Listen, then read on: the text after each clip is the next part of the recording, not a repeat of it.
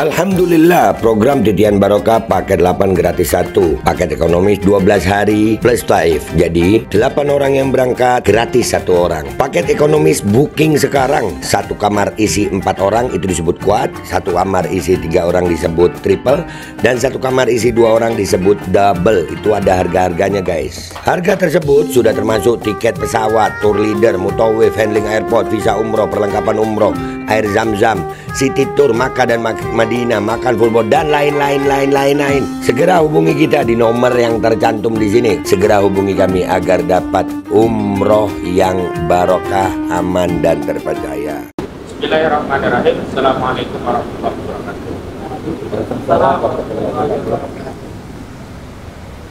Alhamdulillah, hari ini kita Pak Holik dan Mas Rizky ya, dipertemukan oleh Allah Subhanahu wa Ta'ala, dan pertemuan ini sudah tercatat di Lauhul Mahfuz. Artinya kita tinggal menjalani, Allah yang mempertemukan kita. Dan memang kerangka pertemuan kita, kami dari Jakarta sampai ke sini ini tidak lepas dari motivasi agama kita, yakni Islam, yang memerintahkan kita amar ma'ruf nahi munkar. Dan dalam melaksanakan amar ma'ruf nahi munkar itu memang kita harus saling ta'awun, bekerja sama. Allah Subhanahu wa taala berfirman, "Wa ta'awanu 'alal birri wat taqwa wa la ta'awanu 'alal ismi wal 'udwan." Dan kita sedang berusaha untuk saling menolong, bukan hanya menolong kita, tapi menolong masyarakat kita, masyarakat Banten, bahkan menolong agama kita. Karena perjuangan menegakkan al-haq itu adalah perjuangan agama. Dan dibalik itu semua sebenarnya kita sedang menolong kita sendiri, agar kelak kita menghadap Allah Subhanahu wa Ta'ala punya pertanggungjawaban. Menarik sekali saya kutip statement dari Pak Khalid Fikdar yang hari ini jadi viral ya di tengah masyarakat. Salah satu yang saya terngiang-ngiang adalah bahwa kematian itu adalah fase baru untuk menuju kehidupan yang sesungguhnya. Ibaratnya telur menetas gitu ya. Jadi kita akan pindah ke kehidupan yang lebih luas, tidak dibatasi cangkang lagi gitu.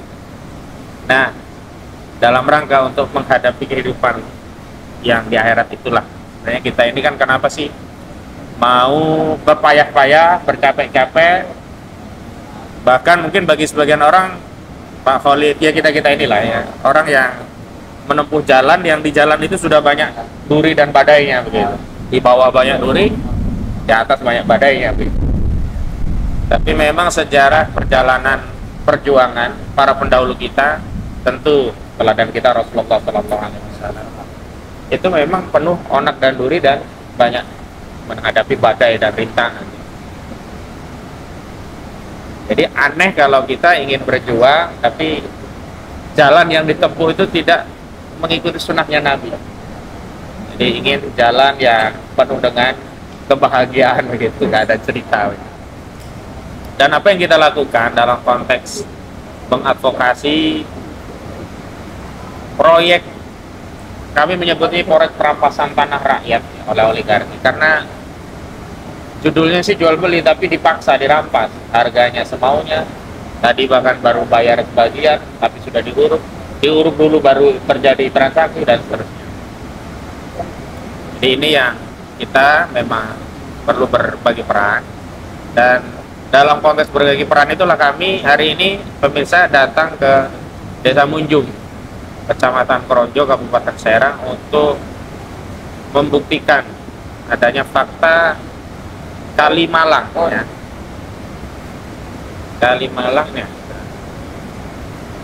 Kalimalang yang diuruk. Jadi itu fakta, kami sudah identifikasi dan tadi kami sudah dokumentasikan. Nah, yang pertama kita berbagi sharing tidak dari Pak Holik juga dari Mas Rizky. Di Pak Holik ini orang jadi bertanya-tanya, Pak Holik. Mungkin bisa cerita ya latar belakangnya. Ya. Karena mungkin hari ini masyarakat Indonesia, netizen lah, boleh jadi, bisa dikatakan boleh jadi ya, bisa dikatakan tidak ada yang tidak kenal dengan Khalid Fikdar gitu ya. Bahkan ada yang bikin meme ya, panglima besar Islam kita ya, Khalid bin Walid, itu banyak lah meme-meme gitu. bisa diceritakan dan motif untuk berjuang membela masyarakat, nah, umumnya nelayan dan juga yang ada di daratannya apa? Silakan Pak Wali saling berbagi dengan kita. Sambil kopi ya? Iya. Assalamualaikum warahmatullahi wabarakatuh. Assalamualaikum. Ya. Bismillahirrahmanirrahim. Warahmanul Qudus Ba'isul Muqtadiru Rabbis shrahli sadri wa yassirli amri wahlul 'uqdatam min lisani yafqahu qawli. Subhanaka la ilma lana illa ma 'allamtana innaka antal alimul hakim. Shadaqallahul azim. Ya, alhamdulillah, walaupun dalam kondisi hujan, ya kita masih tetap terus menempuh perjalanan perjuangan ini. Ya mungkin saya akan sedikit cerita ya kan.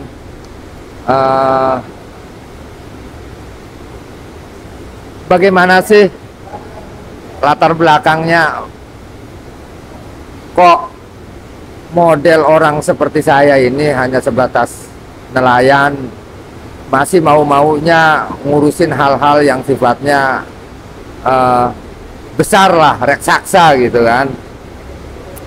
Nah sebenarnya mah sederhana sih jawabannya. Ya kan, ya kan, kalau kita sebagai umat muslim gitu kan udah jelas ininya apa namanya, sudut pandangnya gitu. Tidak ada sesuatu yang besar di dunia ini. Ya. Ya.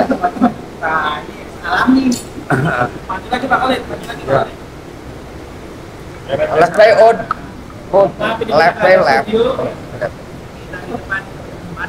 Nah, kenapa sih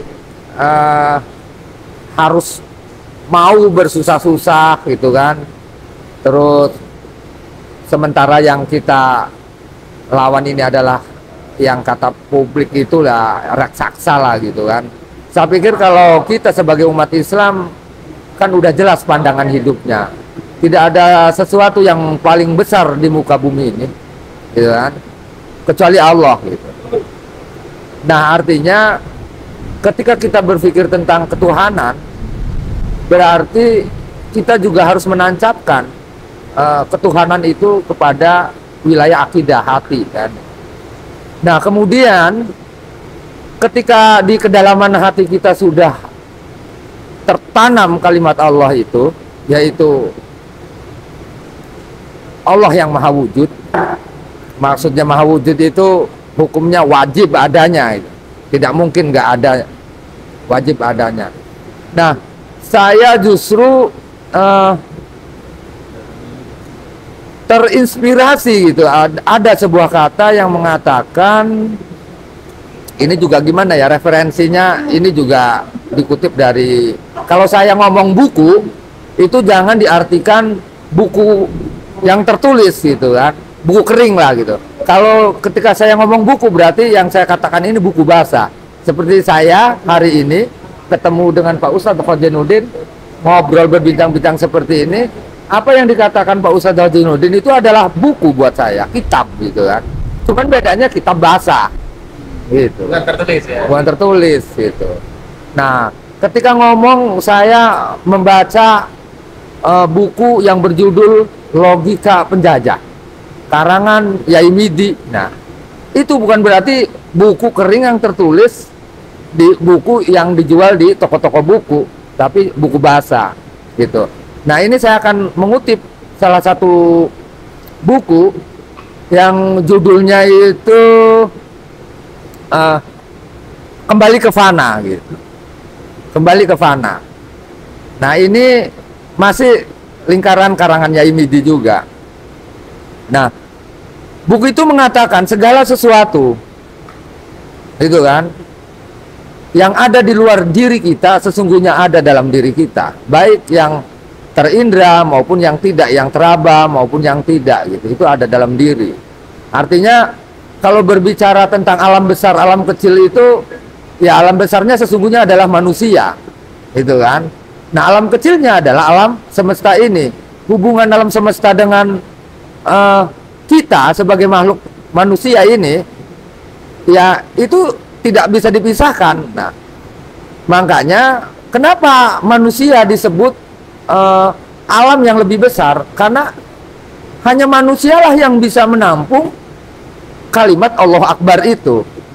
Nah, itu pun ada kata khusus lagi, manusia yang bagaimana gitu kan, yaitu manusia yang beriman.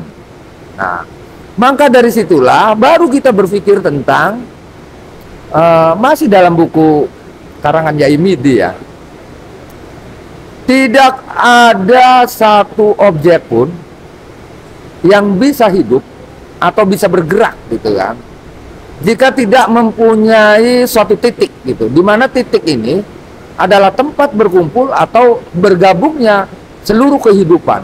Nah, lalu kemudian bertanya, titik itu apa gitu. Nah, mungkin yang saya sebut disinilah namanya pemikiran ketuhanan gitu kan.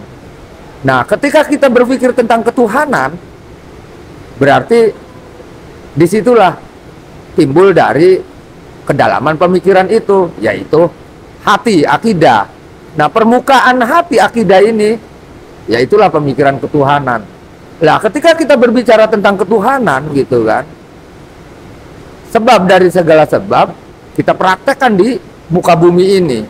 Nah, kemudian kami melihat gitu sebagai nelayan, yang harusnya saya melihat laut yang begitu indah, membuka pikiran saya bagaimana saya takarub dengan Allah gitu kan, tentang kebesaran-kebesaran Allah di situ di laut.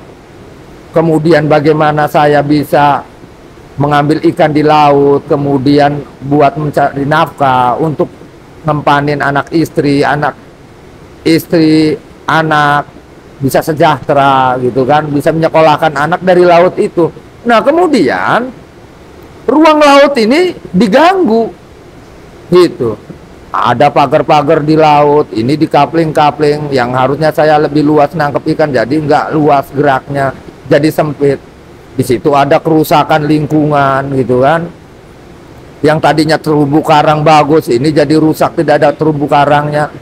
Nah, makhluk-makhluk ini ternyata mempunyai komunikasi satu sama lain. Tidak ada dunia bebatuan kalau tidak ada dunia hayat, tumbuh-tumbuhan.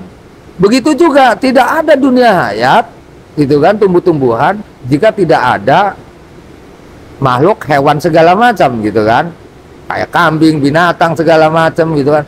Dan itu juga tidak akan pernah ada jika tidak ada makhluk yang namanya sosial gitu. Nah, ketika kita berbicara sosial gitu kan, ini kan larinya ke kita, ke manusia. Seharusnya gimana sih sosial itu? Hubungan manusia dengan manusia itu harusnya seperti apa gitu. Nah, Allah memerintahkan itu, hablum minan nas itu. Nah, makanya saya bertanya kan gitu. Nah, baru kita lari ke logika penjajah. Ciri-ciri logika penjajah itu udah saya bilang, satu, parsial. Gitu kan. Kedua, memberi tapi ingin mendapatkan. Dia memberi tapi ingin mendapatkan yang lebih banyak lagi. Nah, menjajah gitu kan. Nah, ini logika penjajah. Termasuk pelit. Termasuk pelit, nggak mau memberi, merasa kurang terus kalau ada sesuatu yang kita keluarkan untuk orang lain itu pelit. Itu juga logika penjajah masuknya. Gitu. Terus kemudian nggak pernah peduli, nggak pernah peka tentang kerusakan lingkungan, tentang persoalan-persoalan masyarakat yang tanahnya atau misalnya sawahnya diuruk. Kemudian yang punya tanah nangis, kenapa tanah saya belum dibayarin diuruk? Kemudian kita nggak peduli. Sama, itu juga masuk ciri-ciri logika penjajah. Itu. Terus kemudian termasuk ketika kita mau sesuatu, mentransaksikan, suap menyuap, itu juga logika penjajah. Misalnya saya nih korporasi, karena saya ingin melancarkan perizinan segala macam, sehingga saya lobby ke aparatur pemerintah terkait dinas ini, dinas itu dengan cara menyuap, itu juga logika penjajah. Yang menerimanya juga itu logika penjajah. Itu. Termasuk para pemangku kebijakan ya, para pengelola negara ini yang hanya berpikirnya untuk gentong nasinya sendiri gitu kan, untuk kesejahteraannya sendiri.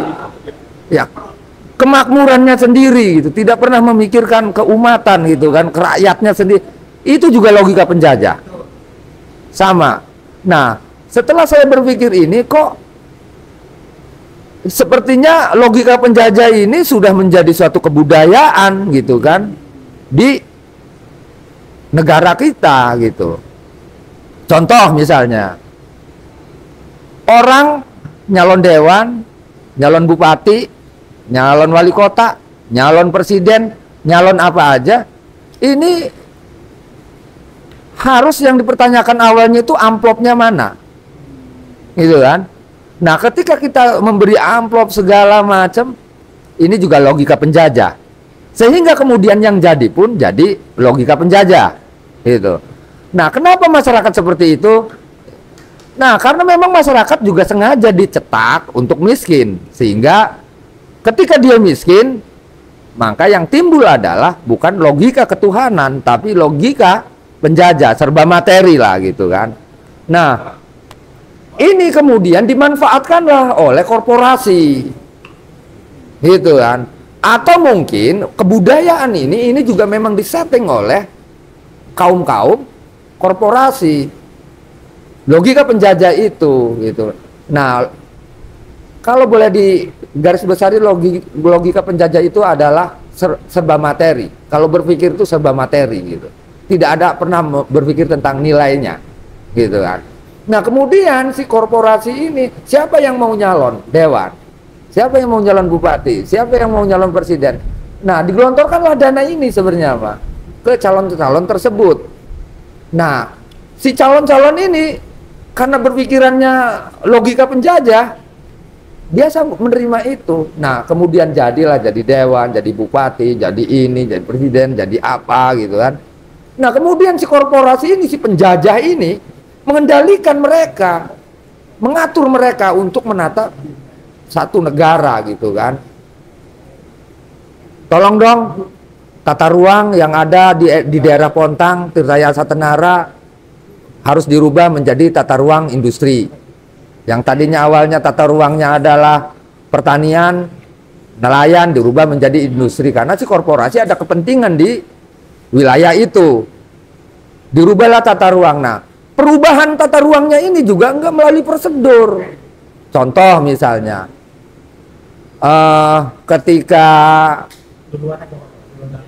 sosialisasi, kalau yang namanya rencana tata ruang, ini mah saya cerita pengalaman gitu kan.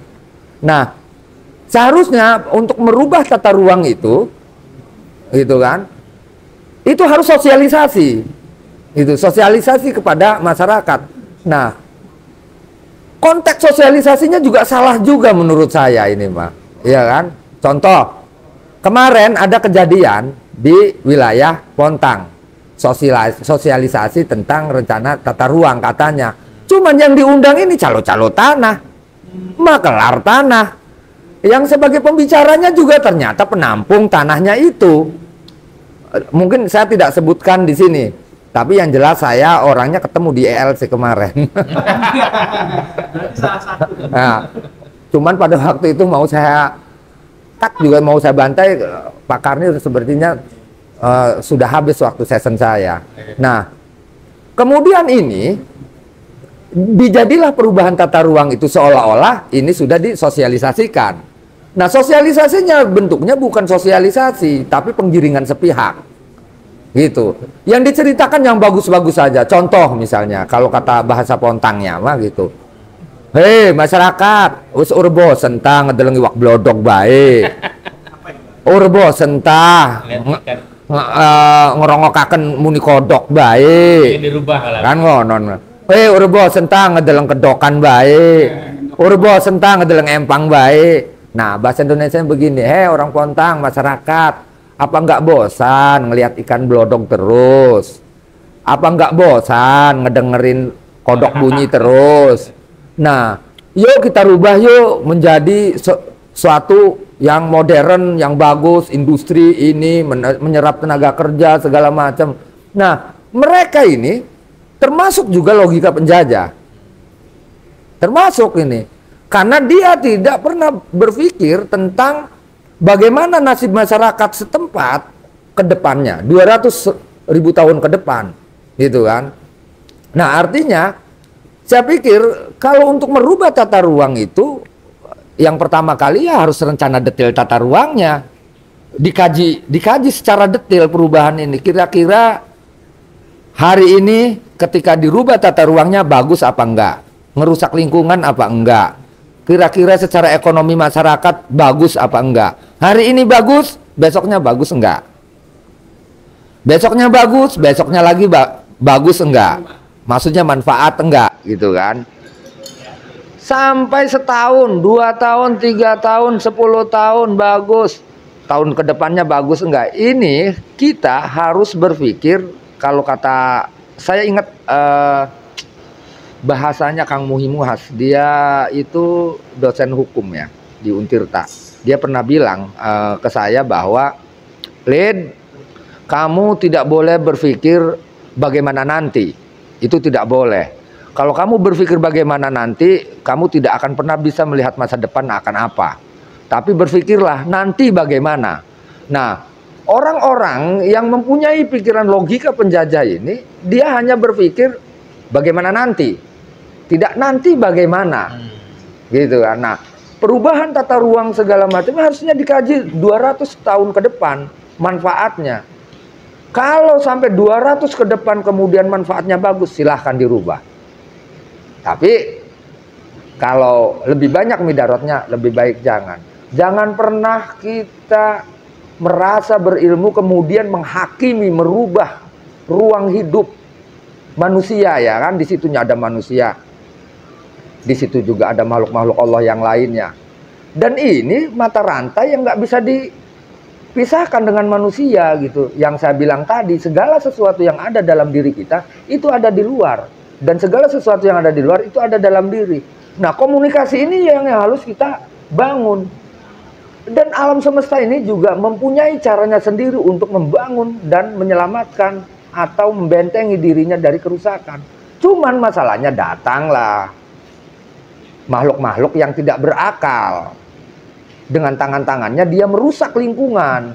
Nah, orang-orang tak berakal ini maksudnya itulah logika penjajah. Hanya keuntungan pribadi saja. Sehingga kerusakan di gunung, kerusakan di laut, gitu kan.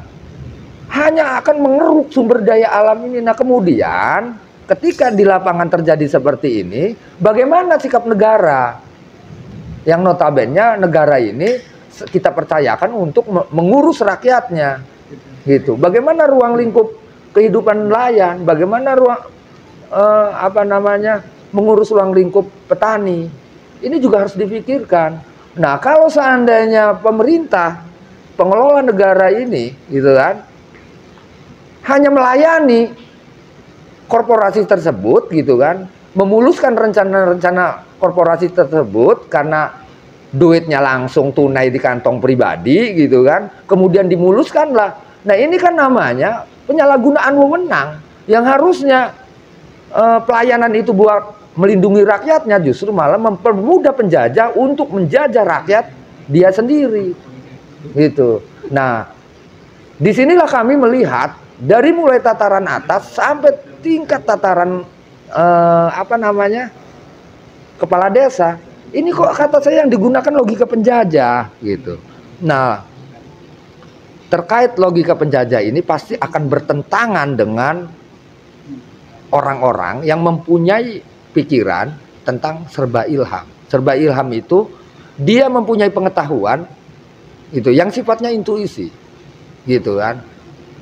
Lah kan kalau kita bicara intuisi mah ya sudah jangan repot-repot, dalamin aja Al-Qur'an, dalamin aja hadis-hadis Rasul gitu kan.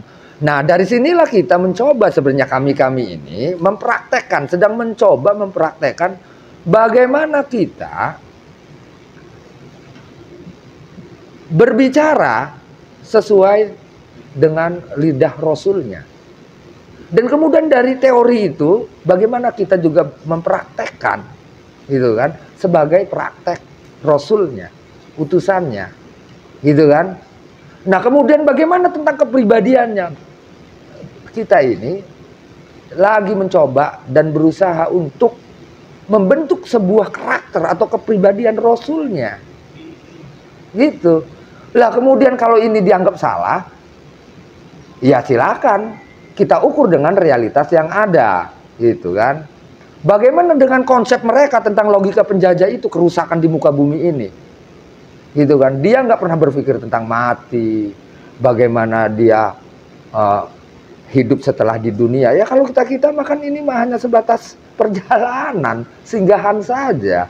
Lah terus kemudian saya ingin mempraktekkan itu dan ingin beramal atau mempraktekkan hablum minan nas dan hablum minal alam. Nah, hablum minan nas dan hablum minal alam ini sesungguhnya berdasarkan hablum minallah, gitu. Nah, ketika kita hubungan dengan Allah, ya harus dipraktekkan, gitu. Biar kita jangan tersesat meraktekkan hablum minallah yang apa yang perintah Allah, kan udah ada kitabnya jelas, Qurannya jelas, hadisnya jelas, gitu kan. Hukum-hukumnya jelas, fikihnya jelas, gitu kan. Iya masa sih ada bapaknya Rizki, tanahnya diserobot orang, yang harusnya Rizki ini harus jadi doktor, jadi profesor, gara-gara diserobot lahannya, malah jadi terhenti sekolahnya, pendidikannya. Lah terus kemudian ini terjadi di hadapan saya, gitu kan. Dan ini justru terjadi, yang Rizki ini adalah sahabat saya. Lah saya diem aja, nggak boleh ngapa-ngapain, bodoh amat. Kira-kira saya ini manusia apa bukan? Ya jelas nggak disebut manusia lah. Yang namanya manusia itu ya harus mempunyai hubungan manusia dengan manusia, gitu kan. Kalau kata orang dulu bilang, cuman ini bahasanya bahasa Jawa ya. Jadi bahasa Jawanya begini ya, khusus buat orang Banten lah, mudah-mudahan ngerti nih ya. Tapi nanti saya terjemahkan ke bahasa Indonesia. Jadi begini bahasa Jawanya, setuhunya isun, itu kan, iku wujud tunggal. Itulah sejatinya manusia, gitu. Menenge ning putih, maksudnya diamnya itu dalam cahaya yang sanggup menampung semua sifat Allah. Ar-Rahman, Ar-Rahim, terus gitu, Al-Jabbar, Latif, semua sifat-sifat Allah ditampung kepada diri kita. Dan kemudian bagaimana kita mempraktekkan sifat-sifat Allah itu di muka bumi. Nah, itu bahasa Indonesianya begini. Sesungguhnya manusia itu sebenarnya wujud tunggal. Gitu. Itulah sejatinya manusia. Katanya itu kata orang tua dulu nih, itulah sejatinya manusia. Dan harus diam dalam posisi yang terang, gitu kan, dalam kesucian, gitu kan. Dan ketika sudah dalam kesucian, ya harus menampung sifat Allah semuanya. Jadi semua sifat Allah harus ditampung, harus dicerna dan dipraktekkan di muka bumi ini. Ya kan, maksudnya bersembunyi, bukan bersembunyi ya, memposisikan diri untuk bertempat di sesuatu yang terang, yaitu cahaya. Ada dulu saya sekolah ibtidaiyah, ada bahasa begini, al ilmu nurun wal jahlu dulmun, gitu. Utawi ilmu iku cahaya, wal jahlu dulmun, lan utawi jahil dulmun iku pepeteng. Artinya ilmu itu cahaya, jahil dulmun bodoh, gitu kan, itu kegelapan, jahiliyah ya. Nah itu kegelapan. Nah tinggal kita mau pilih yang mana, memposisikan diri sebagai manusia itu di mana pengennya. Apa mau di nur, al ilmu tadi, cahaya, atau di dulmun, kegelapan. Lah terus kemudian apa artinya orang-orang terdahulu yang memperjuangkan tentang hak, para nabi, para wali, gitu kan, para revolusioner terdahulu, itu kan untuk mengajak anak cucunya dari jalan kegelapan menuju jalan yang terang benderang. Sampai itu tingkatannya Allah mengutus Rasulnya untuk mengajak ke dalam sesuatu yang tadinya gelap menjadi terang. Nah, tiba-tiba di zaman tahun ini, di negara kita sendiri, negara Indonesia, saya melihat kegelapan itu. Saya melihat kegelapan itu. Dan itu dipraktekkan sampai tingkat atas, sampai tingkat masyarakat yang paling bawah. Dia mempraktekkan pola laku, cara berlaku dan berbuat dengan pola laku kegelapan. Dulmun, dolim. Gitu. Dolim, bodoh. Nah, ternyata ketika kita cari sebabnya, kebodohan-kebodohan ini, kedoliman-kedoliman ini, ternyata sebabnya adalah orang-orang yang memegang teguh pemikiran logika penjajah itu.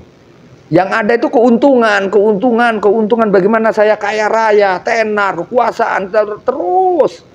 Nah, inilah yang disebut penyembah berhala. Penyembah berhala ini, tanpa sadar dia menyembah berhala itu. Yang dikejar kekuasaan, dengan kekuasaan kita bisa berbuat segala sesuatu. Yang dikejar ketenaran, dengan ketenaran kita bisa dihormati, mengejar kehormatan. Dan sesungguhnya itu maya sebenarnya, nihil, enggak abadi gitu, punah, dibatasi waktu, kapan aja punah. Paling kita manusia paling 70 tahun udah koit mati, punah. Jadi apalagi? Jadi apapun, kan udah saya bilang di awal-awal. Selain dari Tuhan yang Maha Esa, dalam kurung Allah, semua kekuasaan yang di muka bumi ini, itu kemuliaan, kehormatan, harta, apa aja, bukan hanya di Indonesia ya, di muka bumi sejagat alam raya ini, selain dari Tuhan yang Maha Esa, selain dari Allah, semuanya punah. Lalu kemudian kita akan memperjuangkan apa? Kecuali kita harus menerangkan hal itu agar supaya jangan terjadi penindasan-penindasan, gitu kan? Jangan ada terjadi penganiayaan, pelanggaran HAM. Orang dibunuh begitu saja, hukumnya nggak jelas. Dia punya orang tua, dia punya anak dibunuh, dibantai. Tanah orang diserobot, gitu kan? Laut dirusak. Ini kan melanggar gitu kan, melanggar manusia, melanggar makhluk-makhluk Allah yang lainnya. Makanya kami ingatkan ya, jika makhluk-makhluk Allah ini udah marah ya, bukan hanya manusia yang akan bergolak, angin akan marah, api akan marah, air akan marah, tanah juga akan marah, dan mereka itu ada dalam tubuh saya, dan itu bisa diperintah dengan izin Allah tadi, karena dialah penciptanya, gitu. Bisa saja saya perintah, gitu. Karena ini adalah bagian dari tubuh saya, bagian dari saya, sahabat saya, saudara saya, angin saudara saya, sahabat saya, gitu. Lah kemudian ada perusakan angin, polusi, ada kerusakan tanah, ada kerusakan api. Api dirusak. Pengen tahu api dirusak? Itu dia menggunakan unsur api itu untuk hawa nafsunya, keserakahan dan ketamakan, gitu. Tapi tidak digunakan nafsu ini untuk tolabul ilmi, gitu. Merusak gunung, merusak laut, gitu. Menebangi pohon, nembakin binatang-binatang. Ini kan merusak namanya. Nah, orang-orang seperti ini jika didiamkan, udah lawannya itu pasti saya itu. Karena saya tidak suka hal seperti itu. Nah, kembali lagi ke persoalan tentang pagar laut, kemudian korporasi yang namanya PIK 2 gitu kan. Nah, ini kok mereka ini menjadi sesuatu yang hebat seperti negara gitu kan. Lah ternyata hebatnya itu karena didukung oleh oknum-oknum yang sedang mengelola negara ini. Suap menyuap terjadi, korupsi di mana-mana. Ini mau kemana negara gitu. Nah, kalau seandainya ini terus dipertahankan, tanpa ada saya ataupun tidak ada saya, tetap ini akan terjadi pergolakan.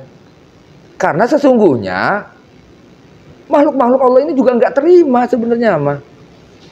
Gitu. Jadi mari kita kembali ke fitrahnya manusia, harusnya apa manusia ini. Bagaimana caranya manusia mengelola negara, mengelola lingkungannya, gitu. Ya. Ya itulah pemikiran seorang nelayan ya. Jadi pemikiran nelayan itu ya seperti itu. Nggak tahu saya sendiri apakah pemirsa ini paham atau tidak, wallahu alam bisawab.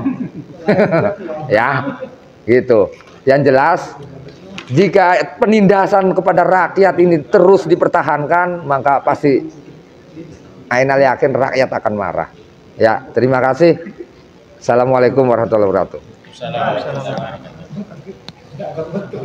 Baik, sekarang kita dengarkan pandangan dari mahasiswa ini. Jadi genre 3 generasi, ada generasi aktivis nelayan, mahasiswa, saya praktisi. Mudah-mudahan kita berhimpun karena ingin cari ridha Allah dan Allah ridha. Amin. Ya, silakan. Hamdan katsiran thayyiban mubarakan fi. Asyhadu an la ilaha illallah wa asyhadu anna Muhammadan abduhu wa rasuluhu la nabiyya wa la rasula ba'da. Allahumma shalli 'ala nuril anwar wa sirril asrar wa triyaqil akhyar wa miftahi babil yasar. Sayyidina wa maulana Muhammadin al-Muqtar wa alil athhar wa ashabil akhyar adada ni'amillah wa ifdali amma ba'da. Ya, puji syukur kehadirat Allah Subhanahu wa taala yang pada saat ini kita masih diberikan ribu-ribu macam kenikmatan, terutama nikmat iman, Islam, serta nikmat sehat walafiat, sehingga kita bisa terus memperjuangkan hak-hak kita gitu di daerah pantai utara Tangerang ini. Salat beserta salam marilah kita haturkan kepada baginda Nabi besar Muhammad sallallahu alaihi wasallam yang telah membawa umatnya alladzi akhrajan nas minadz-dzulumat ilan nur. Ya, baik, untuk pandangan saya gitu sebagai mahasiswa juga, nama saya Muhammad Rizky Ramadan. Saya masih kuliah, masih mahasiswa aktif semester 6 Fakultas Hukum Universitas Muhammadiyah Tangerang. Perlu diketahui juga saya di kampus itu berorganisasi di IMM, Ikatan Mahasiswa Muhammadiyah Fakultas Hukum, di Komisariat Universitas Muhammadiyah Tangerang. Jadi jelas ya, status saya bisa saya tunjukkan juga KTM-nya, kartu tanda mahasiswanya. Nah, dari situ saya jelas gitu, di sini mahasiswa harus terlibat proaktif untuk membahas isu-isu yang berkembang di masyarakat, terutama yang sedang hangat ini adalah polemik PIK 2 gitu. Nah, maka dari itu saya teringat gitu, dalam perkaderan di IMM sendiri itu kita harus memperjuangkan amar ma'ruf nahi mungkar sesuai dengan ayat pengkaderan yang biasa teman-teman IMM sering sebutkan dalam forum-forum ya. A'udzubillahi minasyaitonirrajim. Bismillahirrahmanirrahim. Wal takum minkum ummatu yad'una ilal khairi wa ya'muruna bil ma'ruf wa yanhauna 'anil munkar wa ulaika humul muflihun gitu. Jadi harus ada sebagian orang yang menyuruh kepada kebaikan, mencegah dari kemungkaran, dan mereka lah orang-orang yang beruntung gitu. Nah, saya merasa terpanggil gitu. Seharusnya teman-teman mahasiswa juga yang sebagai agent of change, agent of social control, yang dimana itu mempunyai kewajiban untuk menjalankan tridharma perguruan tinggi. Ini juga harus diingatkan kepada seluruh mahasiswa gitu. Tridharma perguruan tinggi itu ada 3 gitu. Bukan hanya kita belajar di kelas gitu kan. Pendidikan itu cuma salah satu, yaitu ada lagi yang namanya penelitian dan pengabdian masyarakat. Ya, kita harus melakukan riset, kita harus melek informasi gitu. Kita harus melihat keadaan-keadaan yang di masyarakat maupun kebijakan-kebijakan publik harus kita kawal agar kebijakan ini dapat dijalankan sebagaimana mestinya gitu kan. Nah, yang paling penting ini adalah pengabdian kepada masyarakat. Maka dari itu saya sebenarnya di sini dipertemukan dengan Bapak Ahmad Fazinuddin Ustadz gitu. Nah, sebagai praktisi hukum dan guru saya juga, ini karena saya sering mendapatkan petuah-petuah, sering mendapatkan nasihat dari beliau maupun secara langsung maupun di dalam media sosial itu udah luar biasa itu. Beliau dikenal dan itu juga merupakan salah satu ujian ya, ketenaran itu. Popularitas itu salah satu ujian. Ya, tepat. Maka dari itu saya di IMM Fakultas Hukum itu tanggal 29 November 2024 tahun lalu itu tepatnya saya melakukan kajian terkait polemik PSN PIK 2 ini. Nah, ketika melakukan kajian tentu ada output dong yang harus kita jalankan gitu. Salah satu outputnya itu ya yang pertama advokasi masyarakat karena terkait Tridharma tadi, yaitu tentang pengabdian masyarakat. Kita turun ke lapangan mencari tahu, menggali informasi. Ya, yang kedua itu ada kita melakukan audiensi kepada stakeholder terkait gitu kan. Kita udah audiensi ke ATR BPN untuk menanyakan, untuk menggali informasi juga terkait permasalahan-permasalahan yang terjadi di ATR BPN tersebut. Nanti yang saya nanti ungkapkan. Yaitu ada nanti insya Allah akan audiensi ke DLH juga, lingkungan hidup. Karena ini kompleks sekali permasalahannya terkait lingkungan hidup juga. Kemarin teman-teman dari Walhi juga Wahana Lingkungan Hidup Indonesia turun bersama kami, para mahasiswa dari LBH juga ada, LBH PP Muhammadiyah turun juga, itu membentuk semacam posko. Sudah kita melakukan audiensi dan selanjutnya itu tentu kita action gitu, yaitu menyebarkan bahwa kita IMM Fakultas Hukum Universitas Muhammadiyah itu sudah lama gitu, sudah dari tahun lalu, tepatnya itu di bulan Desember, itu membentuk posko pengaduan terkait kezoliman yang terjadi, perampasan yang terjadi di kawasan PIK ini. Tentu kami kan mahasiswa tradisinya itu dari kajian terlebih dahulu, terus outputnya kita action, karena kajian tanpa action itu sia-sia. Maka dari itu kita melakukan itu terus menerus sampai dengan saat ini gitu, dipertemukan dengan satu perjuangan yang memang mengerti tentang persoalan ini. Bahkan kami baru-baru ini gitu, IMM Fakultas Hukum ikut juga mengawal laporan-laporan ke Mabes Polri gitu, sama yang dipimpin oleh Ketua Riset LBH AP PP Muhammadiyah. Itu kami mengawal, yang termasuknya itu ke Dumas ya, pengaduan masyarakat. Karena memang kita pengaduan ini, informasi-informasi yang kita ambil tuh dari media sosial. Jadi udah bukan rahasia umum lagi gitu. Yang kita laporkan itu ya pengaduan, bentuknya pengaduan masyarakat, agar nama-nama yang dilaporkan ini dipanggil gitu, harus dimintai pertanggungjawabannya, harus dimintai konfirmasinya, dipanggil.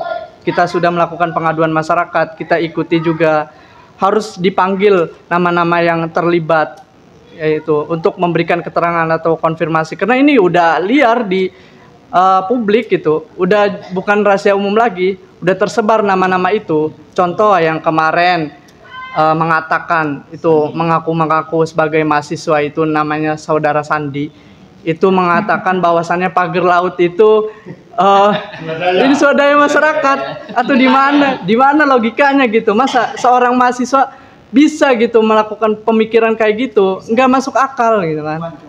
Iya, maka dari itu Saudara Sandi ini harus kita periksa juga gitu kan. Kita laporkan, namanya udah ada di Mabes, dan nama-nama lain juga harus dipanggil gitu untuk memberikan keterangan. Harus, penyidik ini harus proaktif sebenarnya. Ini emang udah deliknya delik umum gitu.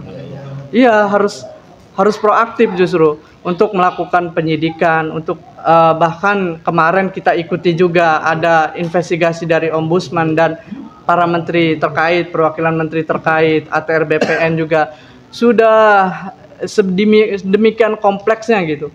Dan jelas gitu kan, ayo gitu, saya mengajak gitu, khususnya mahasiswa, karena saya juga mahasiswa, mengajak sebagai mahasiswa itu harus membela masyarakat, karena kita lahir dari rahim rakyat gitu. Kita juga disekolahkan ya dari hasil bumi. Kalau saya juga orang Pantura asli, orang Pantai Utara asli gitu kan. Jadi jelas tidak diragukan lagi saya mengetahui persoalan-persoalan yang ada di sini. Jadi harus membela masyarakat. kita harus proaktif sebagai mahasiswa gitu. Saya mengajak semua harus melek informasi bahwasannya ini loh gitu, faktanya di lapangan itu memang terjadi persoalan terkait harga tanahnya yang sangat murah gitu kan, pemagaran laut, terus sungai Kalimalang Muara Selasi itu diuruk. Saya minta yaitu harus dikembalikan seperti sebagaimana mestinya, seperti semula gitu, harus dialihfungsikan. Sebagai mahasiswa harus mengawal itu sampai tuntas. Kita juga mengingatkan ya terkait soal pagar laut itu, kita jangan terlalu euforia dulu. Iya, kita harus kawal sampai tuntas gitu. Ayo para mahasiswa coba melek gitu. Ya bersama masyarakat juga gitu, semua elemen bangsa itu harus mengawalnya sampai tuntas. Ya, karena memang tadi itu kan soal pagar laut, soal tanah itu bermasalah, maka dari itu sudah jelas kami juga sudah melakukan kajian seminar hukum dan advokasi, sudah pernyataan sikap juga bisa dilihat nanti di media gitu kan, udah tersebar kita pernyataan sikap di kampus Aula Jenderal Sudirman Universitas Muhammadiyah Tangerang itu ketika proyek ini bermasalah, seharusnya jelas itu harus kita tolak, bermasalah dengan hukum, bermasalah dengan demografi, aspek sosial segala. Itu harus jelas gitu, nggak ada celah untuk kemaslahatan, itu nggak ada. Udah nggak ada itu. Kayak kemarin ada yang ngomong di seminar, kita bukan dalam posisi menolak atau menerima, tapi kita harus melihat itu kemaslahatan atau kemudorotannya gimana. Ini udah jelas, udah terang benderang di media sosial itu bahwa nggak ada celah sama sekali untuk kemaslahatan. Maka mudorot semua udah jelas itu. Maka dari itu kami bersama-sama dengan masyarakat itu ayo kita bersama-sama berjuang, karena ketika kita ini kebenaran muncul gitu dari semua elemen bangsa, ya kan seperti dikatakan dalam ayat Al-Qur'an itu ja'al haqqo wa zahaqal batil innal batila kana zahuqa. Jadi ayo semakin banyak kebenaran yang muncul, semakin akan kalah itu kebatilan gitu kan. Itu tegas dijelaskan ayat suci Al-Qur'an gitu. Dan teman-teman IMM ya, saya juga mengingatkan, saya ini dari komisariat loh, entitas IMM paling kecil gitu kan, bersuara gitu. Saya mengingatkan juga bahwa ada value, ada nilai yang diambil dari IMM itu yang mengatakan prinsipnya itu segala ketidakadilan, kesewenang-wenangan, kemungkaran adalah musuh besar gerakan Ikatan Mahasiswa Muhammadiyah. Maka perlawanan adalah suatu kewajiban bagi kader-kader Muhammadiyah. Itu. Ya terkhusus umat Islam gitu kan. Sebagai umat baginda Nabi besar Muhammad sallallahu alaihi wasallam, kita harus militan, jangan takut terhadap apapun gitu. Selain takut hanya kepada Allah Subhanahu wa taala. Mungkin itu saja sebagai pengantar, saya kembalikan. Jadi kalau beliau ini aktivis IMM, waktu penutup itu kurang. Enggak, penutupnya kurang. Harusnya penutupnya biasanya billahi fisabil haq fastabiqul khairat. Ini sebagai pengantar. Kalau wallahu muwaffiq ila aqwamit thoriq itu PMII, IPNU gitu. Nah, beliau ini bukan Bang panggilnya, Imawan ini harusnya. Imawan Rizky begitu. Karena saya juga dulu di Ikatan Mahasiswa Muhammadiyah di Fakultas Hukum Universitas Muhammadiyah Magelang gitu. Jadi tahu sedikit ya. Sebelum lanjut saya ingin jelaskan beberapa hal karena ulama-ulama yang menjelaskan fikih tentang Ihyaul Mawad ini harus kita luruskan gitu. Jadi tidak bisa berdalih ilat maslahat kemudian melegitimasi kezaliman gitu. Apalagi maslahatnya sebenarnya tidak ada gitu. Yang pertama saya ingin bahas tentang hadis baginda Nabi Muhammad SAW yang mulia yang di dalam kitab fikih tentang as-sababu at-tamaluk, sebab-sebab kepemilikan. Sebab ini menjadi salah satu legitimasi atau legalisasi seseorang memiliki tanah. Maka dalam Islam itu orang secara syar'i memiliki barang apapun itu ya, baik tanah, motor, mobil dan seterusnya, asalkan sebab kepemilikannya sah. As-sababu at-tamaluk. Maka dalam Islam tanah itu bisa dimiliki kalau cara memperolehnya itu syar'i. Apa saja? Misalkan dari membeli sah, dari warisan sah, dari hibah atau hadiah sah, ya, dari iqta'ud daulah. Iqta'ud daulah itu pemberian dari negara. Seperti dulu Zaman saya kecil itu orang-orang yang ada di Pulau Jawa transmigrasi ke Sumatera masing-masing mendapat bagian 2 hektar. Itu iktok, pembelian negara kepada rakyat. Itu juga sah menjadi miliknya. Kalau sudah dimiliki, dia boleh mewariskan kalau meninggal, boleh menjual atau boleh menyewakan, termasuk boleh juga dia berikan, hadiahkan orang lain. Nah, kalau sudah menjadi miliknya. Nah, salah satu sebab yang menarik dalam kajian fikih ulama itu memang ada yang disebut dengan Ihya'ul Mawat. Ihya'ul Mawat itu adalah menghidupkan tanah yang mati. Dalilnya adalah hadis Nabi Muhammad SAW. Beliau bersabda, man ahya ardon maitatan fahuwa lahu. Jadi barang siapa menghidupkan tanah mati, maka tanah itu menjadi miliknya, sah begitu. Di sini tanahnya mati nggak? Produktif. Makanya kita harus paham ta'rif atau definisi tanah mati itu apa. Gitu. Jangan dianggap tanah yang kosong tiba-tiba dianggap tanah mati terus kita tanami terus jadi milik kita, enggak. Jadi As-Syaikh Taqiyuddin An-Nabhani beliau memberikan batasan ta'rif atau definisi tanah mati itu adalah tanah yang belum pernah dihidupkan atau dikelola oleh orang sebelumnya, atau tanah-tanah yang belum atau tidak ada tanda-tanda kehidupan sebelumnya. Misalnya tanah itu memang belum ada, pulau yang terpencil, nggak ada kehidupan, terus dia masuk. Nah, orang yang pertama mengelola pulau itu, generasi awal itu ya, itu secara agama sah menjadi miliknya tanah tadi. Maka selain menghidupkan tanah mati, di dalam fikih Islam itu ada at-tahjir atau memagari. Jadi siapapun yang memagari tanah atau menghidupkan tanah yang sebelumnya mati, itu menjadi miliknya. Nah, konteks Ihya'ul Mawat ini hanya relevan ketika tanah itu baru pertama kali dijamah manusia. Dan itu terjadi di kakek buyut kita yang lalu gitu loh. Tidak ada relevannya di hari ini. Nah, kalau kita bicara tanah Banten, yang Ihya'ul Mawat yang pertama kali adalah kakek buyut kita dari Banten dulu. Yang pertama mengelola tanah Banten, itulah yang menghidupkan tanah Banten. Selanjutnya terjadilah transaksi jual beli, ada yang dihadiahkan, ada yang diwariskan. Nah, sampai ke sini itu rata-rata kalau nggak waris jual beli udah nggak ada lagi yang namanya Ihya'ul Mawat gitu loh. Itu dalam konteks fikih apa sih itu tanah mati. Nah, bagaimana kalau masyarakat tadi sudah memiliki cuman problem nggak ada sertifikat, nggak ada surat. Nah, ini bukan berarti dia itu tidak punya hak atas tanah tadi, keliru. Dia punya hak secara syar'i miliknya. Maka tugas negara yang harusnya sesuai dengan Undang-Undang Pokok Agraria nomor 5 tahun 1960 memberikan legalisasi atas hak kepemilikan tadi.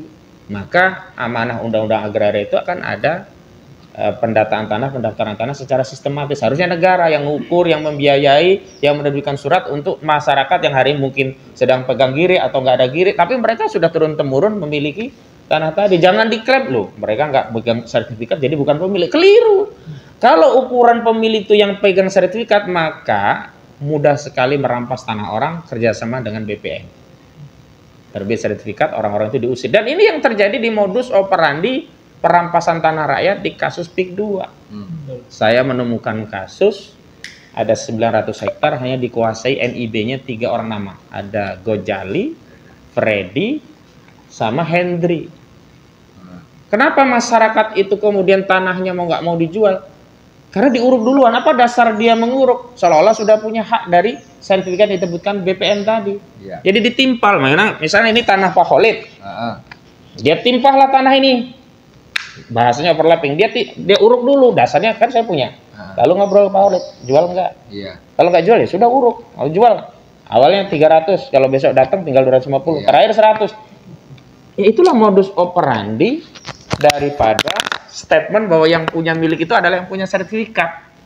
Dan sertifikat itu ngeprint aja gampang. Tapi kalau orang beli nggak gampang, nggak ngeprint. Orang mewarisi nggak gampang, nggak print. Nah, yang menjadi soalan hari ini adalah tanah itu kan seperti nasab. Ada kakeknya, ada anaknya, ada cucunya, dan seterusnya. Nggak akan putus. Itu dulunya tanah siapa, diwariskan, dibeli, kemudian dikasihkan, dibeli lagi, jadi warisan lagi. Riwayat ya. Itu riwayat tanah itu sama saja dengan nasab kita. Kita dari bapak kita, dari bapak-bapaknya, dan seterusnya. Itu disebut dengan warkah kalau di riwayat tanah.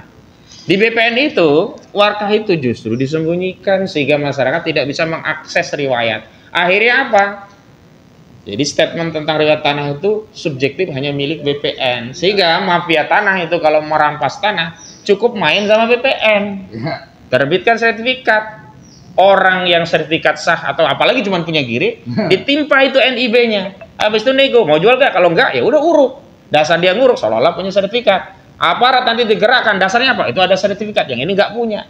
Padahal sertifikat itu hasil simsalabim. Oh iya dari web itu dari GIRI. GIRI-nya kadang-kadang dari lukisan. Iya. Tukang lukis GIRI itu saya temukan. Kalau enggak, GIRI itu dicolong dari lokasi yang lain. GIRI di wilayah sana, kadang itu bukan wilayah daratan, diceplokkan di wilayah yang mau dirampas. Atau GIRI-nya dibuat satu malam. Nah, ya itu ngelukis. Asal tunjuk orang doang, orangnya nggak tahu. Lah itu pelukis. Jadi kan tulisannya kan tulisan orang zaman dulu tuh, dia milih nanti bolpen apa gitu. Iya. Cari kertas yang lama, ngelukis dia, ngelukis GIRI itu. Nah ini yang terjadi di kasus Pantai Indah Kapuk II. Orang-orang seperti Gojali, Freddy, dan Henry itu yang terjadi, yang melakukan proses perampasan. Mereka yang di backup. Iya. Lah masyarakatnya akhirnya apa? Lah daripada kagak dapat duit sama sekali, ya sudahlah. Apalagi ini PSN. Waduh, kita nanti ngelawan negara. Kalau nggak diterima duit kita seolah-olah ditaruh di pengadilan. Dan belum tentu kita dapat kan. Di pengadilan nanti bertarung lagi. Nah akhirnya itulah. Ketakutan, khawatiran masyarakat itu membuat masyarakat tak berdaya. Akhirnya saya tahu itu tuh Pak Ustadz. Iya, saya juga punya data. Iya, artinya saya melihat kejadian itu dengan mata saya, kepala saya. Masya Allah. Lah kan harus ngelawan. Betul. Gitu. Kalau nggak ngelawan mah takut dibilang bukan manusia doang saya ini. Iya, betul. Nah, yang kedua saya ingin bicara tentang laut, tentang air dan sebagainya. Memang betul Pak Khalid, kalau kita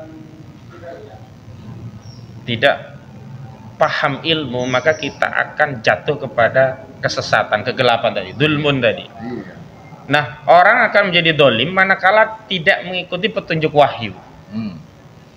Orang yang mengikuti petunjuk wahyu pasti akan tercerahkan, akan ditunjuki jalan kebenaran, pasti adil. Makanya dalam Islam definisi adil itu adalah menyelesaikan segala urusan berdasarkan petunjuk wahyu. Itu adil. Contoh, ada sengketa waris. Kemudian petunjuk wahyu Al-Quran menyatakan laki-laki dapat 2 bagian, perempuan dapat 1 bagian. Bagaimana cara membagi waris yang adil? Yang adil itu adalah laki-laki 2 bagian, 1 bagian untuk perempuan. Jangan gunakan akal kita. Wah itu kok nggak sama. Justru kalau dibagi sama itu dolim. Jadi jangan menggunakan terminologi adil atau dolim itu melalui nafsu kita. Nggak kejangkau karena adil itu bukan hal yang terindra. Kalau kita bicara hal yang terindra kan hanya 3. Manusia, alam semesta, dan kehidupan. Nah, sekarang kita bicara adil itu bagian dari manusia bukan? Kehidupan bukan? Alam semesta bukan? Pahala dosa itu bagian dari manusia tidak? Maka indikator atau parameter untuk menentukan apakah ini adil atau dolim, berpahala atau berdosa, khair atau syar, itu tidak boleh dikembalikan subjektivitas kita sebagai manusia. Harus merujuk nur wahyu dari Allah tadi. Nah, Allah turunkan yang namanya wahyu. Wahyu itu bisa dalam bentuk Al-Quran. Yang kedua disebut Al-Hadis atau As-Sunnah. Keliru kalau orang yang mengatakan Al-Hadis itu dari Nabi. Enggak, semua dari Allah. Semua wahyu. Bedanya, kalau Al-Quran substansi dan redaksinya dari Allah. Kalau hadis substansi dari Allah, redaksi atau matanya dari Rasulullah. Tapi dua-duanya adalah wahyu. Maka kalau kita mau adil, ngatur manusia, alam semesta, kehidupan, ngatur laut, ngatur pantai, ngatur daratan, harus mengikuti petunjuk wahyu. Nah, wahyu atau yang kita sebut dengan dalil dalam Islam itu sumber dalil agar kita tidak tersesat, agar ditunjuki jalan Islam itu hanya 4. Yang pertama Al-Quran, yang kedua As-Sunnah, yang ketiga ijma, yang keempat kias. Kenapa ijma kias itu termasuk dalil? Karena ijma kias itu juga dirujuk dari Al-Quran dan As-Sunnah. Nah, kita balik kepada pantai, laut, dan sebagainya tadi. Gimana sih cara mengatur rencana tata ruangnya agar tata ruang dan wilayah terkait laut itu sesuai dengan petunjuk wahyu, jangan sesuai keinginan DPR. Kalau DPR ada pesanan oligarki, selesai itu. Laut pun bisa direklamasi jadi macam-macam begitu. Nah, ada satu petunjuk wahyu yang kedua, bukan Al-Quran, jadi As-Sunnah, yakni sabda Nabi Muhammad SAW. Jadi Nabi Muhammad SAW itu bersabda demikian, al-muslimuna syuraka'u fi salasin. filma wal kala wan nar. Di hadis yang lain matanya agak berbeda, bukan al muslimuna tapi an-nasu syuraka'u fi salasi filma wal kala wan nar. Ada tambahan matan wasamanuhu haramun ya. Jadi kaum muslimin manusia itu berserikat pada 3 hal. Filma air ya, wal kala padang gembalaan, dan api wan nar sumber energi. Kalau dulu kayu bakar, jadi orang nggak boleh menguasai kayu bakar di hutan itu sendirian, harus bareng-bareng. Kalau hari ini kayu bakar bisa juga kita terapkan pada batu bara, minyak bumi, gas, itu sumber energi. Maka pada barang-barang yang menjadi sumber panas, api atau energi tadi tidak boleh dimiliki oleh korporasi atau swasta, nggak boleh pribadi. Pak Khalid misalnya yang punya batu bara, kenapa kalau Pak Khalid yang punya batu bara, yang lainnya tidak bisa mengakses manfaat batu bara? Itu milik bareng-bareng. Lalu bagaimana agar seluruh masyarakat itu mendapatkan manfaat batu bara? Harus negara yang mewakili, mengelola, bukan korporasi. Kalau korporasi pasti value-nya cari benefit, keuntungan, profit. Kalau negara dia punya value melayani. Ini yang nggak ada dalam korporasi melayani. Pasti cari untung. Nah, kembali kepada ma. Air laut itu termasuk ma. Cuman air apa yang kita berserikat? Apakah semua jenis air itu kita miliki bareng-bareng? Nggak boleh ada yang memiliki air. Ini kan air juga. Tapi ini bukan air bareng-bareng, boleh dimiliki pribadi. Bisa dijual belikan. Sumur punya kita itu boleh kita miliki. Artinya kalau orang dari luar rumah kita mau masuk ngambil air sumur kita, harus minta izin kita, karena itu milik kita. Nah, yang seperti apa? Al-ma yang masuk kategori milik umum. Yang kita bareng-bareng memiliki, bareng-bareng mengambil manfaat, tapi nggak boleh ada yang menguasai pribadi. Sama seperti al-kala, padang gembalaan. Jadi dulu di zaman Nabi Muhammad SAW, padang gembalaan itu tidak boleh dikuasai pribadi. Jadi semua orang boleh mengembala. Yang punya sapi boleh bawa ke situ, pulang bisa kenyang sapinya. Yang punya kambing bawa ke situ, pulang kenyang kambingnya. Yang punya kuda juga boleh di situ, kenyang kudanya bawa pulang. Sehingga apa, semua bisa mendapatkan manfaat bareng-bareng dari padang gembalaan tadi. Kalau pada gembalaan dikuasai Arif misalnya, dia nggak boleh, yang masuk gembalaan saya harus bayar, kan rugi yang lainnya. Nah, itu yang nggak boleh begitu. Nah, air ini adalah air yang realitasnya kemudian diambil ilat, yakni realitasnya itu ilatnya adalah marofik fil jamaah, li jamaah. Jadi sesuatu yang menjadi sarana publik yang dibutuhkan oleh seluruh masyarakat. Ketika sarana atau sesuatu itu tidak ada, maka masyarakat akan saling bertarung untuk memperebutkannya. Nah, maka air laut, air sungai, irigasi, itu kalau irigasi ditutup bendung kan bisa bertarung untuk petani. Nah, itu nggak boleh dimiliki pribadi, termasuk laut. Makanya nggak boleh ada rencana tata ruang dan wilayah menyerahkan laut, termasuk pantai, rawa-rawa, hutan-hutan, itu kepada swasta, korporasi. Dia harus dikembalikan, asalnya dia milik bersama. Maka seperti hutan mangrove itu milik bersama, nggak boleh dikuasai aguan, nggak boleh. Mangrove itu milik bersama, siapapun nelayan, siapapun petani boleh mengambil manfaat dari mangrove. Mau cari akar-akarnya silakan, mau cari kerang-kerangnya silakan, mau cari kepitingnya silakan, itu milik bersama. Kalau satu orang swasta atau korporasi menguasai hutan mangrove, yang lainnya nggak boleh masuk, ini menghalangi hak yang lain.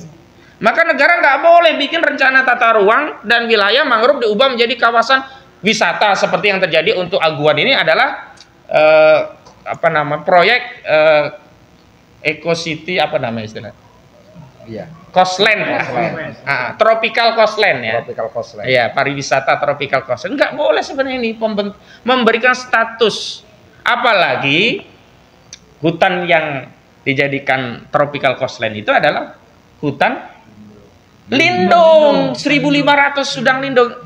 Bagaimana dalam pandangan Islam? Apakah boleh negara menjadikan milik umum sebagai hutan lindung? Boleh, karena yang punya wewenang untuk melakukan proteksi atau dalam istilah fikih itu memberikan hima, proteksi terhadap wilayah umum yang harusnya semua masyarakat boleh masuk, tapi negara memproteksi untuk kepentingan kemaslahatan seluruh rakyat, itu boleh hanya negara, nggak boleh swasta. Contohnya adalah pada saat Khalifah Umar bin Al-Khattab, beliau kan menjadi Amirul Mukminin, kepala negara, khalifah kedua setelah Abu Bakar Siddiq. Ada padang gembalaan umum yang harusnya semua masyarakat boleh mengembalakan ternak mereka dari itu, diproteksi oleh Umar, Khalifah Umar, hanya untuk kepentingan jihad. Jadi yang boleh digembalakan di situ hanya kuda-kuda untuk kepentingan jihad. Karena ada apa? Ada kemaslahatan untuk melaksanakan kewajiban agama, ya ini jihad fi sabilillah. Kalau sampai kuda-kudanya lapar atau gak sehat kan, waduh jihadnya gimana gitu. Sama ketika negara telah menetapkan 1.500 hektar wilayah yang masuk tropical coastline itu sebagai hutan lindung, nggak boleh diubah menjadi pariwisata. Karena hutan lindung itu banyak yang mau dilindungi, termasuk mata pencaharian penduduk di hutan lindung itu, ekosistem alam, air, laut, dan sebagainya. Maka dalam pandangan syariat juga pemberian status PSN kepada PIK 2 yang terakhir Airlangga mengingkari, katanya nggak ada. Waduh, begitu sudah ramai dia bilang nggak ada begitu. Ngaco. Iya, nah ngaco gitu. Itu dalam pandangan Islam juga nggak boleh. Hari ini makanya kita harus melihat Islam itu sebagai agama yang sebenarnya menjadi value, sehingga ketika kita hendak berpikir agar logika kita tidak masuk logika penjajah tadi, harus mencari logika Islam. Nah, logika Islam itu logika apa? Logika yang memerdekakan, membebaskan. Jadi saya teringat siapa jenderalnya umat Islam yang mau menaklukkan Romawi itu, Khalid bin Walid atau siapa? Amr bin As atau Khalid bin Walid saat itu. Beliau ya ketika ditanya, ketika Rustum bertanya kan, apa yang hendak kau lakukan sehingga engkau dari jauh datang ke negeri kami, ke Romawi kan? Sesungguhnya aku datang ingin memerdekakan manusia dari penghambaan selain kepada Allah menuju menghamba hanya kepada Allah semata. Artinya apa? Sepanjang kita mengambil aturan selain dari hukum Allah, dari wahyu tadi, sebenarnya kita terjajah, nggak merdeka. Kenapa? Karena aturan itu pasti ada kepentingan, dan kepentingan orang yang paling punya modal paling kuat maka yang akan dimenangkan. Misalnya tadi menentukan rencana detail tata ruang atau rencana tata ruang dan wilayah atau rencana umum daerah dan tata ruang. Dia akan berpikir kalau nggak pakai wahyu akan terjadi perang kepentingan. Si pengusaha pengen itu dijadikan wilayah industri karena dia rencana membangun pabrik sekaligus connect dengan kawasan berikat yang terhubung ke dermaga. Jadi biar bisa sekaligus. Yang lainnya enggak, yang petani enggak, ini kan kami sebelah sini dulu tetap hijau, harusnya ini kepentingan kami jangan diganggu. Terus yang nelayan, waduh gimana? Nah, kalau urusan aturan diserahkan pada akal manusia, maka terjadi pertarungan kepentingan, dan kepentingan yang menang adalah yang punya kapital besar itu akan memenangkan pertarungan dan mengalahkan yang nggak punya kapital. Contoh hari ini pajak. Di saat kita dinaikkan PPN-nya menjadi 12%, walaupun terakhir berdalih ini barang tertentu nggak kena, tapi praktiknya ternyata ada struk belanja kena semua itu ya, air pun kena gitu. Saat yang sama batu bara justru tidak masuk objek kena pajak. Berarti apa? Berarti kan korporasi batu bara yang punya kapital besar memenangkan pertarungan membuat aturan ini. Sementara rakyat kecil yang kita nggak punya akses kepada kekuasaan dan nggak punya kapital, dikalahkan, akhirnya kita tetap diambil pajaknya. Sementara yang oligarki batu bara enak banget dia, bisa kekayaannya tambah gede, nggak diambil lagi pajak dari batu bara. Sama persis kemarin ketika nikel di Indonesia itu kan kita kaya, nikelnya banyak, harusnya kan menyumbang APBN. Pemerintah mencanangkan gerakan namanya hilirisasi. Otomatis perusahaan nikel yang kecil-kecil itu tidak bisa langsung ekspor ore ya, nikel mentahnya keluar, terpaksa harus masuk ke smelter, dan smelter itu kan butuh biaya besar. Yang bisa bikin smelter siapa? Perusahaan Cina yang gede-gede. Ternyata enggak juga, ternyata terjadi ekspor ore lagi mentah, tapi ilegal di 2022 sampai 23, 23 ya 2 tahun. Itu 5,3 juta ton nikel ilegal. Siapa yang melakukan? Ya penguasa. Kenapa? Karena aturan itu dibuat berdasarkan value kepentingan, dan kepentingan yang mana ya? Yang berkuasa, yang punya modal, rakyat. Nggak bisa. Nah, maka itu saya kira ini menjadi entry point ya perjuangan di Banten ini. Jadi kita tidak sedang cukup atau merasa puas, apalagi berhenti ya dengan perjuangan ini, tapi kita ingin menghilangkan logika penjajah yang ada di negeri ini dengan logika memerdekakan manusia dari terikat dengan hukum manusia menuju merdeka, yakni sejati apa kemerdekaan kita ketika aturan yang mengatur kita itu adalah aturan Allah Subhanahu wa taala. Dan kalau Allah membuat aturan untuk kita, nggak punya kepentingan kecuali untuk kebaikan kita. Allah nggak butuh bikin proyek industri apa, nggak butuh. Ketika misalnya ini contoh ya, Allah membuat hukum tentang hudud.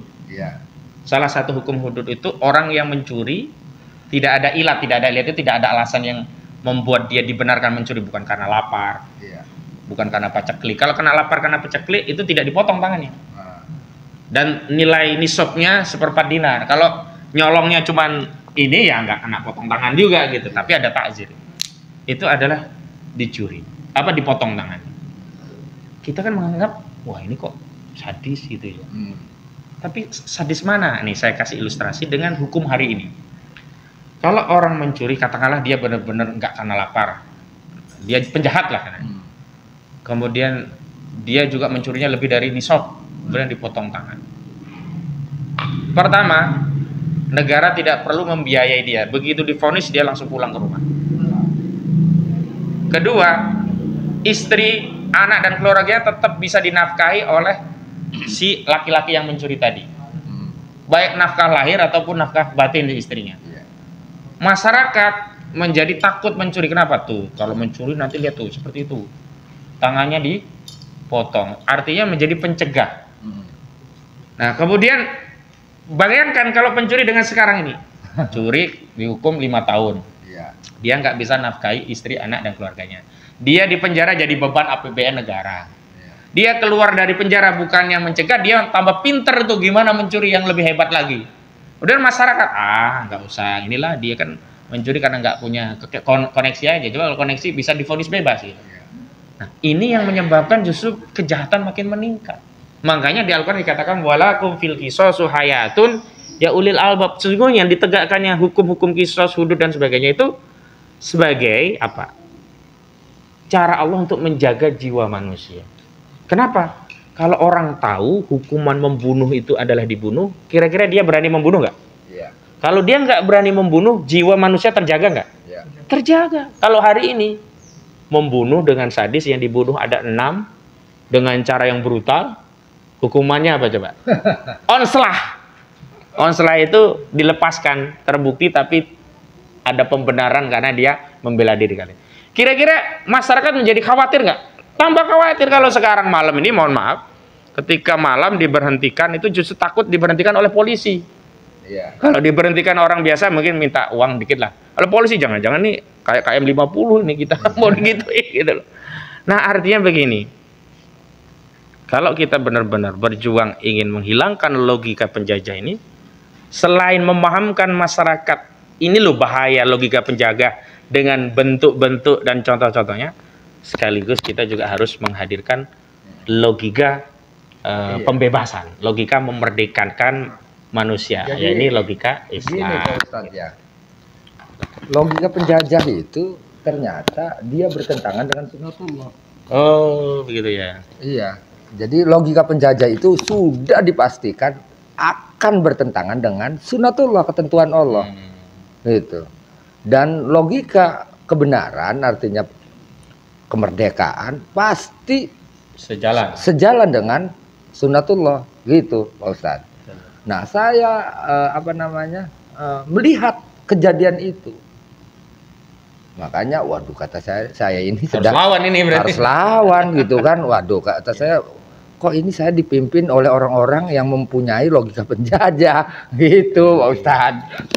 Baik, ini ada satu lagi dari suara mahasiswa. Nah kita dengarkan bagaimana suara perjuangan mahasiswa yang lalu pernah bikin acara musyawarah masyarakat rakyat Banten. Ya. Silakan kita dengarkan. Baik, terima kasih. Bismillahirrahmanirrahim. Assalamualaikum warahmatullahi wabarakatuh. Waalaikumsalam warahmatullahi wabarakatuh. Sebelumnya kan ini sudah jadi isu yang sangat seksi ya, mulai dari pergerakan kita karena kita melihat bahwa ini ada kekosongan gerakan rakyat belum hidup gitu kan, akhirnya kita bikinlah satu embrio perjuangan gitu kan.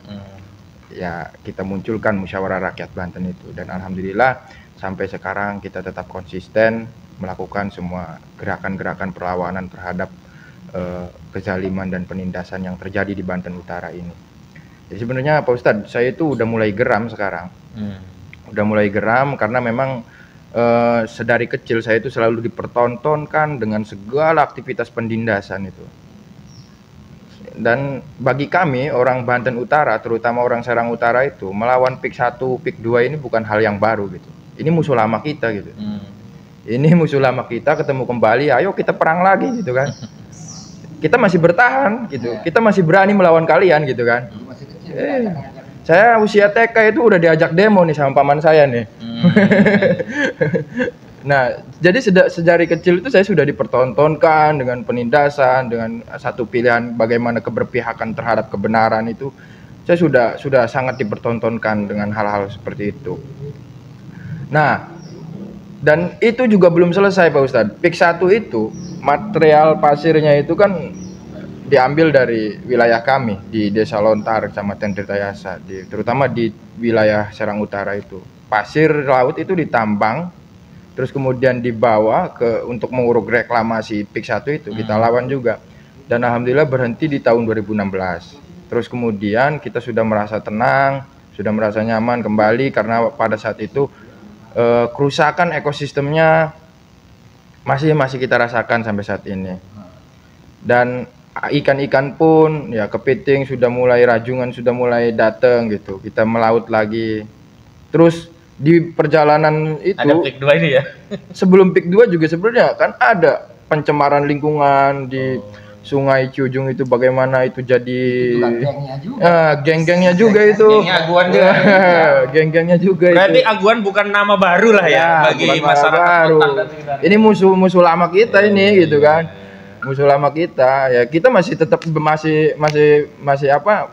Nggak bakalan mundur. Ini musuh lama kita masih tetap akan kita lawan gitu. Apa sih kan gitu. Bagi Allah mereka itu bukan siapa-siapa gitu kan. Emang hidup di dunia ini akan selamanya gitu kan. Kita oke, kalian di sini masih bisa senang-senang gitu kan. Tapi saya yakin kalian di neraka nanti akan di blender oleh Allah Subhanahu wa taala. Blender. Iya. Bukan lagi blender lagi ya. Itu aja. Berapa orang tuh ada orang yang dizolimi untuk kalian ya. Itu hadiah kalian, doa-doa dari orang-orang zolim kan. Dari orang-orang yang dizolimi oleh kalian. Nah, nih Bal mau tanya. Iya. Ya kan? Mereka berdalih ya masalah SHM segala macam. Ini karena lahan abrasi kan? Iya, lahan abrasi gitu. Nah, kemudian biar jangan kata saya gitu kan. Kira-kira yang bikin kejadian abrasi ini mereka. Coba. Mereka kan lu yang nambang pasir, ya enggak? Lu kan yang nambang pasir di Serang Utara kan buat nguruk PIK 1 itu kan. Akhirnya apa yang terjadi? Ribuan lahan hektar tambak itu terjadi abrasi karena kalian juga ulahnya. Terus kemudian ini mau ditagih lagi, ini dulunya daratan. Lu yang bikin kerusakan. Lu yang nambang kan. Kayak di Demak itu Demak ditambang pasir lautnya. Semarang yang banjir, Bro. Yang abrasi itu Semarang. Di sini di daerah Serang Utara yang ditambang pasirnya, Kronjo ikut abrasi, ya enggak? Ketapang ikut abrasi. Enak banget lo ya, enak banget kayak punya negara ini aja kan. Yang udah jadi laut, mau diambil lagi. Enak amat. Lu harusnya rehabilitasi tuh laut-laut yang sudah lu rusak gitu kan, woi, korporasi. Sialan kau. Nah, rekomendasi ke teman-teman mahasiswa ini kayaknya IMM alhamdulillah udah bergerak. Yang lainnya kok kurang. Nah, dikompori deh. Alhamdulillah kemarin kita itu sebenarnya ada banyak juga nih yang belum kita masuk ke teman-teman mahasiswa. Jadi kemarin itu kita menghimpun satu kekuatan mahasiswa ya, yang di Serang itu ada berbagai macam organisasi, ada berbagai macam latar belakang organisasi. Nah, kita himpun jadi satu bahwa ini adalah perjuangan nilai. Nilai-nilai sosial, nilai-nilai ekonomi budaya. politik dan agama. Saya bilang itu. Nah, dulu juga para founding father kita itu mendirikan satu negara itu dari berbagai macam latar golongan, ya kan? Golongan kiri, golongan kanan, golongan tengah. Yang awalnya mereka sama-sama memperebutkan agar Indonesia ini lepas dari penjajahan gitu kan. Nah, akhirnya kita mengumpulkan teman-teman mahasiswa kemarin Pak Ustadz di kampus Untirta, dan itu juga sempat kita, karena memang ini temanya yang lagi isu sentris gitu ya, tadi lagi jadi isu pembahasan di berbagai pihak gitu kan. Kita bentangkan isu ini masuk ke dalam kampus-kampus di Untirta bahwa PIK 2 yang di PSN kan ini harus kita tolak dan wajib kita lawan gitu kan. Nah, akhirnya kita mau dibubarkan Pak Ustadz oleh pihak kampus. Nah, karena akan terkait diskusi ini, alasannya harus izin dulu lah segala macam. Padahal kan kampus ini kan satu tempat yang menghidupkan pikiran gitu kan, pikiran-pikiran kritis segala macam. Kalau memang kampus dibatasi untuk berdiskusi, menyampaikan pendapat segala macam, bertukar pikiran, dibatasi oleh izin-izin sesuai dengan keinginan rektorat gitu kan. Waduh, ini bahaya kan, bahaya, ancaman terbesar bagi demokrasi gitu kan.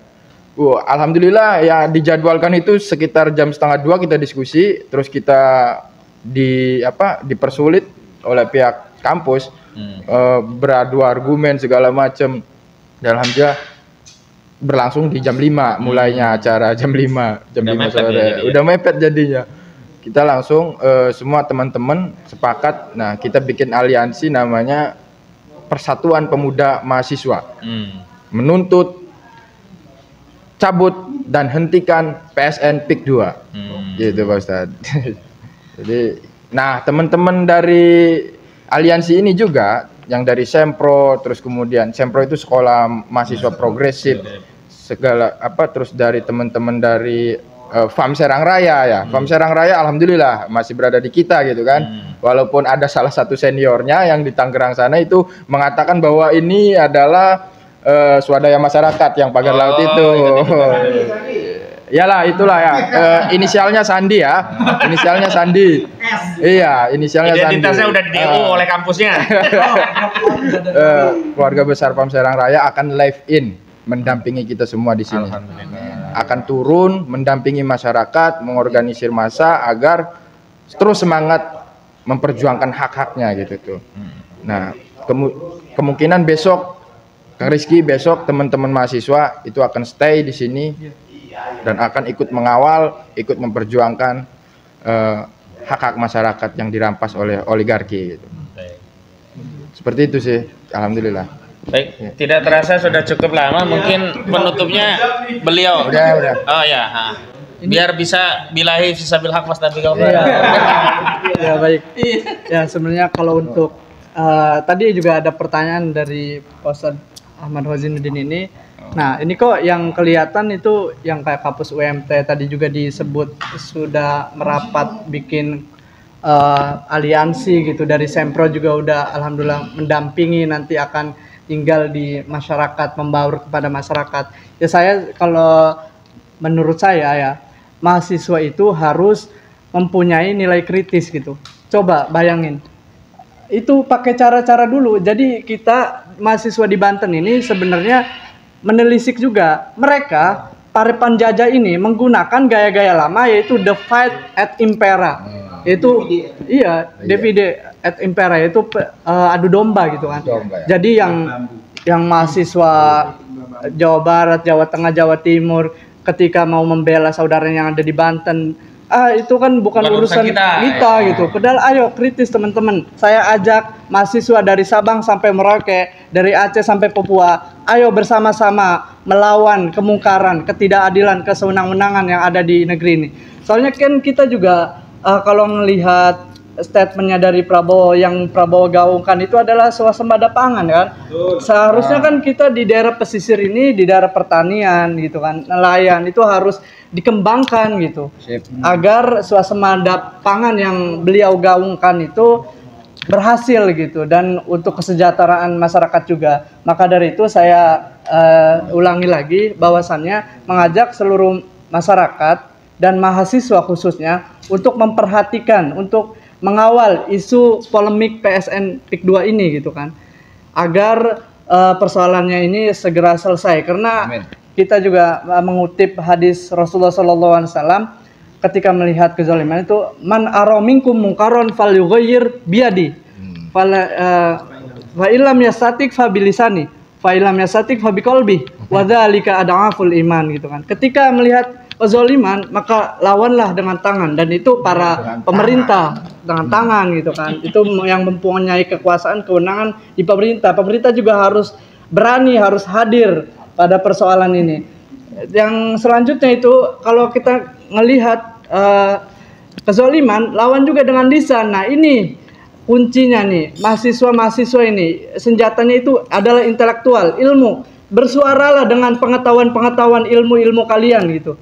Jadi kita melawan kezaliman juga dengan lisan, dan jika tidak bisa maka ingkarilah dengan hati, karena itu selemah-lemahnya iman gitu kan. Harus sanggup kita mah. Harus sanggup ya. Harus melawan pokoknya. Wah. Ya, mungkin dari saya sebagai mahasiswa gitu, mungkin itu saja. Penutupnya itu khas banget dari IMM gitu, yaitu billahi fisabilil haq fastabiqul khairat. Wassalamualaikum warahmatullahi wabarakatuh. Al-Qodi kembali hadir.